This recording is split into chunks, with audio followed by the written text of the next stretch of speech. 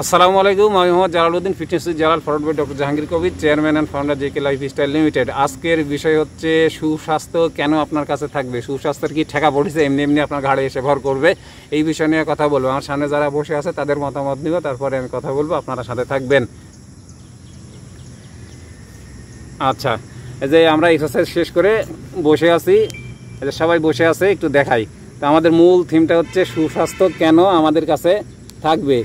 আর এটা হচ্ছে আমরা সামনে যারা বসে আছি তারা একটু ছোট্ট করে বলবো যে কেন থাকবে। কেউ একজন হাত জায়গায় বললেন তো কথাটা, সুস্বাস্থ্য কেন থাকবে আমার কাছে। হ্যাঁ ভাই, নিয়মিত শরীরচর্চা। হ্যাঁ, নিয়মিত শরীরচর্চা, স্বাস্থ্যসম্মত খাওয়া। স্বাস্থ্যসম্মত খাওয়া। আসলে বিষয়টা তাই বলতেছি না, আমি বিষয়টা বলতেছি যে কেন থাকবে আপনার কাছে, কিসের ঠেকা পড়তেছে আপনার কাছে থাকবে। এগিয়ে নিয়মিত শরীরচর্চা, তারপরে স্বাস্থ্যসম্মত খাবার খাইলে থাকবে, কিন্তু কি জন্য থাকবে। মূল থিমটা হচ্ছে ওইটাকে লালন করার জন্য আমার জীবনে আমি কি করছি, যে সুস্বাস্থ্য আমাকে ধরে রাখতে হবে। দুলাভাই বাক্কা হয়ে শুনতেছেন, সুস্বাস্থ্য কেন আমার কাছে থাকবে, ওইটাকে ধরে রাখার জন্য আমার জীবনে আমি কি করি। আমার কথাটা বুঝতে পারছো? কিছুই করি না, কোনো কিছু করি যে আমার স্বাস্থ্যটা সুন্দর থাকুক। হ্যাঁ, ফজর ভাই মাথা লড়াচ্ছেন যে কিছুই করেন না, তাই না? আপনার স্বাস্থ্যটা সুন্দর থাকবে, আপনি ভালো থাকবেন, এই জন্য আপনি কি করছেন আপনার জীবনে, বলতে পারবেন যে এই কাজটা করছি আমি। কি ইসমাইল? কিছুই করিনি। রাজু ভাই, আব্দুল মালিক ভাই, ওটা করার জন্য তো কোনো সময় নাই, ওইটা করার কোনো সময় নাই। তাই এখন আমি একটু কথা বলি। আমরা সবাই জানি যে এই কাজ করলে আমার স্বাস্থ্য ঠিক থাকবে, এটা জানি কি না? মহিউদ্দিন ভাই ওই পয়েন্টে আগে চলে গেছিল। মহিউদ্দিন ভাইকে এখন ধন্যবাদ জানাচ্ছি যে স্বাস্থ্যকর খাদ্যাভ্যাস আমরা জানি না যে যেটা খাই ওইটা দিয়ে গঠন হয়।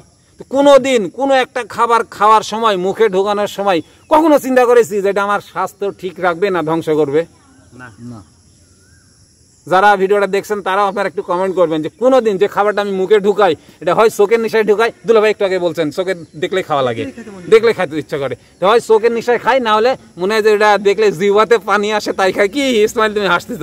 তার মানে আমি খাবার মুখে ঢুকানোর সময় কোনোদিনও আমার জীবনে কোনোদিনও চিন্তা করি নাই যে এইটা আমি খাচ্ছি এটা আমার স্বাস্থ্য ঠিক রাখবে না ধ্বংস করে ফেলবে। কথা কি ঠিক করছি? এটাই আপনাকে চিন্তা করতে হবে যে যেটা আমি ঢুকাচ্ছি, যখনই ঢুকাবেন মুখে তখনই আগে চোখ দিয়ে দেখবেন যে এটার মধ্যে আমার শরীরের উপকারী জিনিস আছে না ক্ষতিকর জিনিস আছে, আর কিচ্ছু করা লাগবে না, তাহলে খাবার ঠিক। আর খাবার সম্পর্কে আমি ধারণা দিয়ে দিয়েছি মোটামুটি, যেগুলা এই প্রসেস ফুড বাদ দিতে হবে, টোটাল এক কথা কেমিক্যালযুক্ত খাবার বাদ দিতে হবে, ফার্মের খাবার বাদ দিতে হবে। এই তো শিখলেন, এখন মশা তৈরি করে খান। কোথায় পাবেন সেটা আপনি খুঁজে নেবেন। ভাই আপনি বললেন না যে ডাক্তার একটা ওষুধ লিখলে না পালে ঢাকা পর্যন্ত দৌড়ায় ওষুধ কিনতে, তাহলে ভালো খাবার কিনতে আপনি দৌড়ান না কে? সোহেল, এটা কি দুলাভাই? এটাই না আপনাকে বললাম যে ফার্ম বেস খাবার খাওয়া যাবে না, প্রসেস ফুড খাওয়া যাবে না, এই খাওয়া যাবে, তাহলে ভালো কিন্তু কোথায় পাবো? তাহলে ঔষধ তো ঠিকই পাই, দৌড়াই, খাদ্যের পিছনে দৌড়াই না ভাই। আচ্ছা, খাবারের বিষয়ে গেল। আর মহিউদ্দিন ভাই আরেকটা পয়েন্ট বলেছে শরীর চর্চা। পৃথিবীর কে জানে না যে এক্সারসাইজ করলে শরীর শক্তিশালী থাকে? সবাই জানে। এখানে কোনো দ্বিমত আছে? সবাই জানে, আমরা কিন্তু মানি না। কতজন ঘুমাচ্ছে এখানে? বহু মানুষ ঘুমাচ্ছে। এদের কাছে ঠেকা পড়ছে সুস্বাস্থ্য যাবে না, তোর রোগা হবে না, 100% রোগা হবে। আর বলে আমাকে অসুস্থ দিচ্ছে আল্লাহ। যেমন কর্ম তেমন ফল, জান্নাত আর জাহান্নাম কর্মের উপরে মানে যাবে। সুস্বাস্থ্য তো একই কথা, যে স্বাস্থ্যটা ঠিক রাখার জন্য সকালে এসে এক্সারসাইজ করবে, মানে সকালে তো আল্লাহর দুনিয়ার বরকত দেওয়া আছে, ওই জন্য সকালে এক্সারসাইজ হচ্ছে বেনিফিটেড বেশি। আচ্ছা, তো সকালে উঠে যে এক্সারসাইজ করবে তার স্বাস্থ্য ভালো থাকবে, আর যে ঘুমাবে তার স্বাস্থ্য ভালো থাকবে? জীবনও থাকবে না, এটা তো সবাই জানে। কিন্তু এই যে বছরের পর বছর 50, 60, 70 হয়ে যায়, তারপর হাঁটু ব্যথা গিরা ব্যথা হচ্ছে, এক্সারসাইজ জীবনেও করি না, তাহলে স্বাস্থ্য ভালো থাকবে? স্বাস্থ্য তো ঠেকা পড়েনি, এমনি এসে আমার ঘাড়ে ভর করে থাকবে, তাই না? শয়তান থাকে, শয়তানের কাজ হচ্ছে পথ ভ্রষ্ট করা, তাই থাকে। শয়তানের মতন ধৈর্যশীল পৃথিবীতে দ্বিতীয় কিছু নাই। ওই যে শুরু করছে ওর কাজ, মানুষ ওর পথে যাক আর না যাক, ওর কাজ জীবনে ওই ছাড়ে না। খেয়াল করছো সোহেল আমি কি গেছি? ওই মানুষকে নামাজ থেকে বিচ্যুত করতে পারুক আর না পারুক, ওর কাজ ওই করেই যাবে। আপনার স্বাস্থ্য ঠিক রাখার জন্য আপনি এই কাজ করে যাবেন না, তাই আপনি রোগা হবেন। ঠিক আছে, খাদ্যাভ্যাসের কথা বললাম, এক্সারসাইজের কথা বললাম।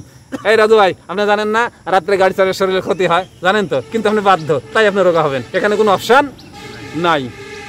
আপনার প্রফেশনের জন্য আপনি করেন, সেটা আলাদা হিসাব। কিন্তু এই বাজারে না, ওই বাজারে না, পৃথিবীতে যত এরকম ছোট ছোট বাজার আছে সব জায়গায় চা স্টলে টিভি চলার মানুষ এমনি এমনি বসে থেকে রাত জাগে, এমনি এমনি কোনো কাজ আছে?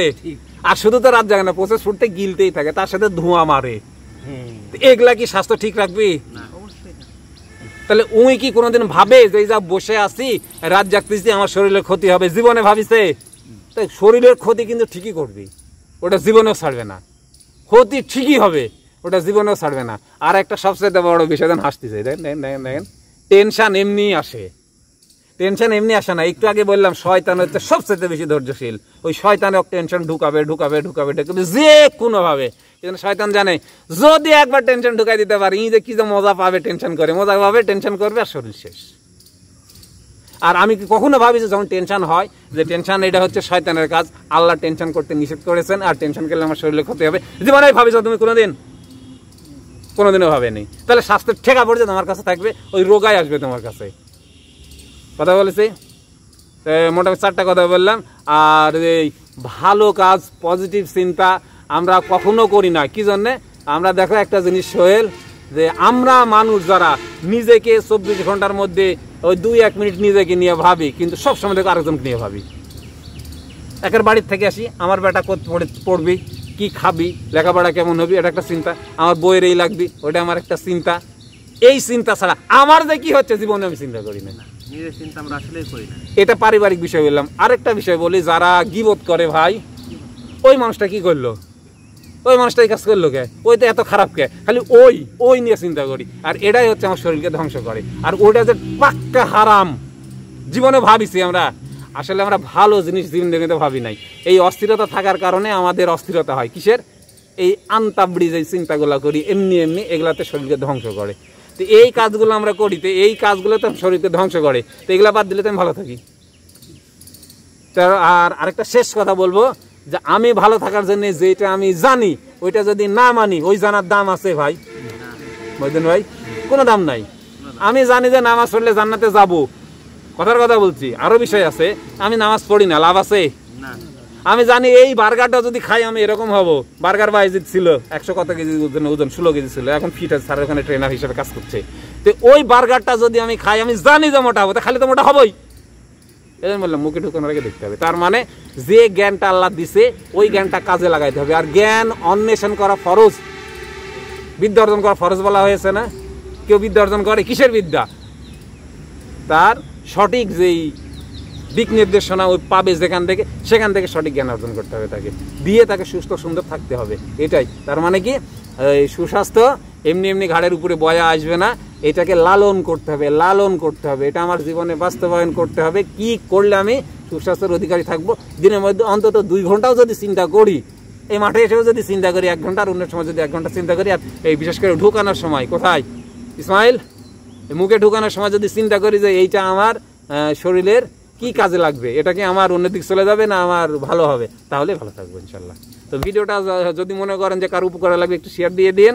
ওই কথা একটাই, যার স্বাস্থ্য তার সম্পদ, be healthy and keep healthy. আসসালামু আলাইকুম।